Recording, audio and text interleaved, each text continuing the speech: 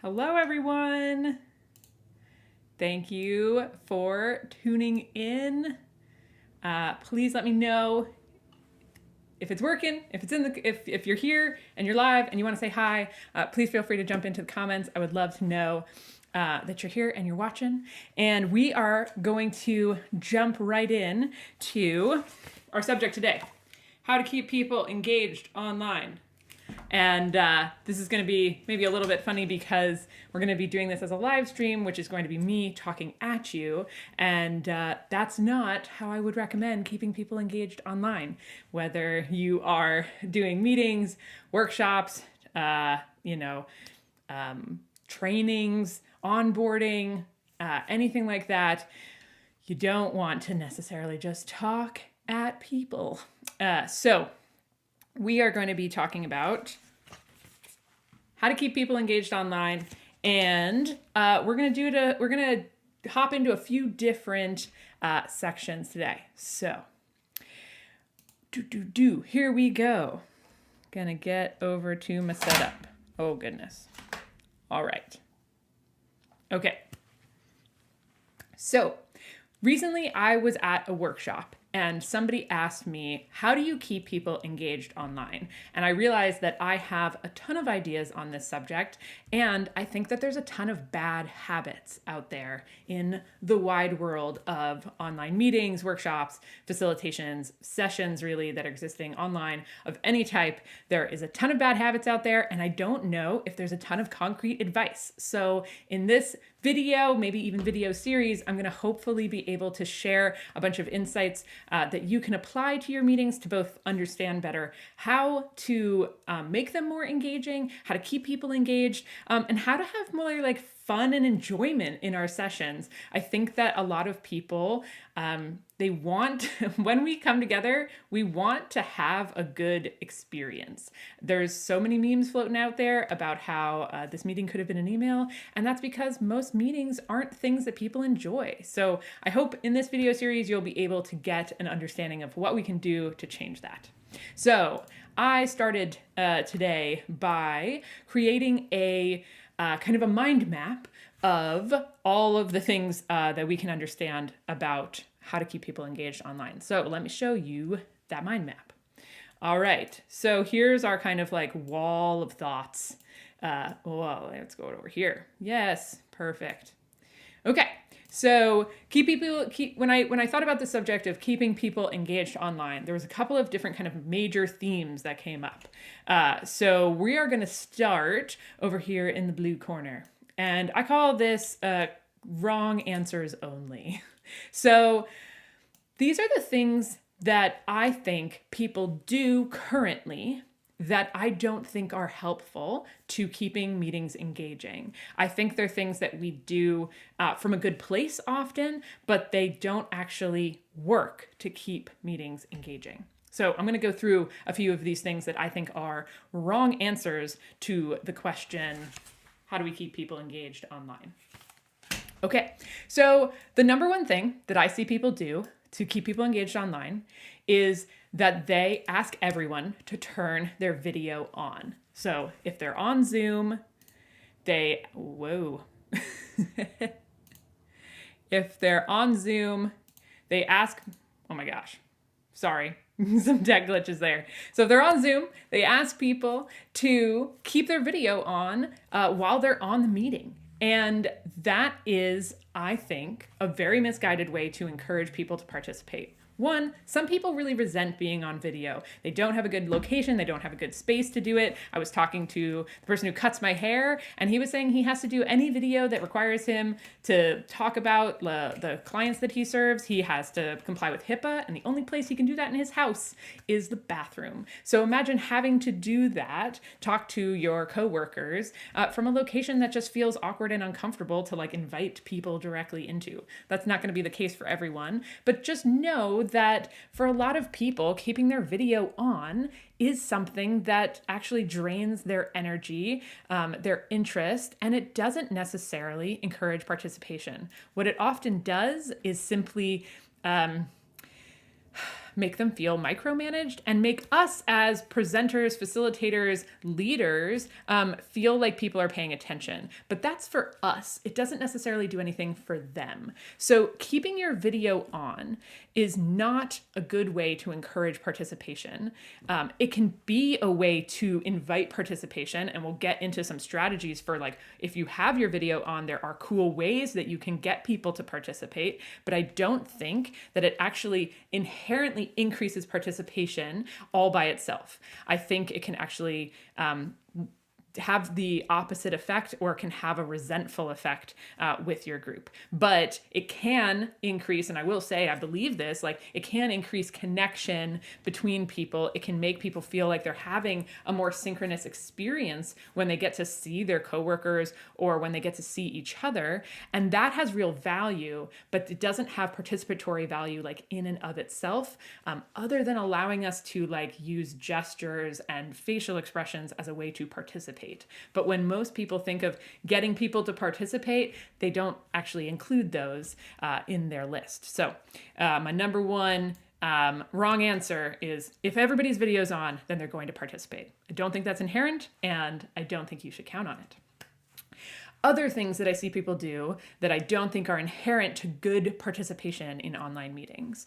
Asking people questions in the large group, just throwing out a big question to everyone in the room and just seeing who answers. I know that people do this, that people ask big questions of the folks that they are facilitating, and sometimes we get responses, but it's often from only the people who feel either brave enough, willing enough, or who just are willing to participate in that session in that way. We get kind of the same voices over and over again when we ask questions just straight up into the large group. Oftentimes also, it doesn't allow us to modulate kind of the vulnerability of the questions we're asking. It doesn't allow people to share in ways that might make them more free and open to share their ideas and thoughts. So keeping people in the large group the whole time, and then asking questions directly to the large group as like the initial way you ask questions, those are two things I see all the time, because we want to get people participating, right? We ask people, hey, come answer this question. I'm going to throw it out to the whole group so that anybody can participate. But when we do that, we actually end up sinking the real possibility of people participating, or at least we don't do anything to help that likelihood go up. And I actually think it's one of the highest barrier, or the highest kind of risk ways to ask people to participate, is to just throw a question to the large group that anyone can answer in kind of any fashion. So while I see it all the time, I don't think it's a great strategy for getting a lot of participation. I think also arbitrary mandatory participation is another strategy that I see people use. So I have a friend who has a boss who really wanted people to participate more in their meetings. And so what their boss said was, everyone is going to participate in this meeting. So that's the mandatory part. And we're going to do it by going around in alphabetical order. That's the arbitrary part. Now, the idea of everyone, I want to hear everybody's voice in this meeting, I'm on board with that. I think that can be even like a valuable and important idea to like the overall structure or cohesion of a group. But doing it in an arbitrary way and making it mandatory for everyone to participate in the same way, I think is actually a way to really build resentment and to not get valuable, interesting, meaningful contributions. That is a way for people to feel like, okay, so I can only speak like after Andy, but before Belle. Like, why is this happening? And so that idea of creating kind of like an impetus for participation, that's a good idea. But doing it in ways that feel arbitrary or mandatory, and really kind of like pull people's agency away, I don't think is the solution. The last one, I think, well, actually, I'm going to do two more. One is icebreakers without a purpose. So icebreakers without a purpose. So just, I think something that people often do is they want to say, okay, we're going to do an icebreaker, and it's well-intentioned. It's to build the energy up in the room. But if I ask them why are you running an icebreaker? They would say, it seems like a good idea. And I think it's really important for your icebreakers to have a purpose, like a greater purpose. If it's I want people to know that they can participate and share, and that I'm going to be like supportive and energized by what they say, that could be a good enough purpose. If it's, I don't know what people are coming from beforehand. So when people arrive, I'm going to ask them a question that everybody can answer in a really low barrier way so that we're all kind of arriving and thinking together. That can be a great purpose too. But if you don't know the purpose of your icebreaker and you if you don't know the purpose of your icebreaker, your participants and the folks that you are leading are going to feel that. So ensuring that your icebreakers have a purpose, ideally a purpose that is attached to the larger kind of goal or theme of the meeting, that's going to help it feel a lot less arbitrary and a lot less mandatory. Last wrong answer to how do we keep people engaged online is going to be this quote. I'm going to stop early in order to respect everyone's time. So I hear people say this idea of, I want to respect everyone's time.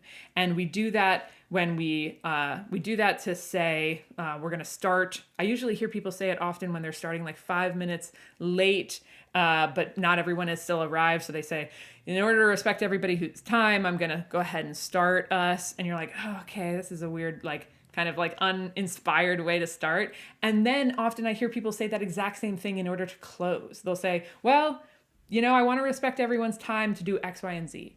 And my invitation and challenge to anybody who is running online meetings is the best way to respect everyone's time is to build a meaningful engagement in the first place. It's not to end early. It's not even necessarily to start on time, but it is to set up the meeting in a purposeful way that actually matters, that everybody was there, that their contributions made a difference, and that the stated goals and purpose of the meetings was met.